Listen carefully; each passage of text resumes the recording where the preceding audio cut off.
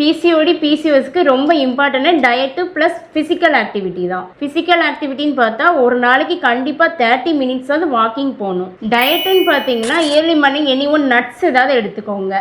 பிரேக்ஃபாஸ்ட்டில் millets oats vegetables இருக்கிற மாதிரி பார்த்துக்கோங்க. மிட் மார்னிங் பார்த்தீங்கன்னா ஃப்ரூட் ஜூஸோ ஃப்ரூட் சாலடு வெஜிடபிள் சாலடு இல்லை ஃப்ரூட் ஸ்மூத்தி மாதிரி ஏதாவது ஒன்று எடுத்துக்கோங்க. அப்புறம் லஞ்சுன்னு பார்த்தீங்கன்னா கருப்பு கவுனி அரிசி, brown rice, green leafy vegetables ஏதாவது ஒன்று இருக்கிற மாதிரி பார்த்துக்கோங்க. ப்ரோட்டீன்ல ஃபிஷ்ஷு, பன்னீர், எக் ஒயிட்டு, ஹைட்ரேட்டுக்கு கொஞ்சம் பட்டர் மில்க் இருக்கிற மாதிரி பார்த்துக்கோங்க.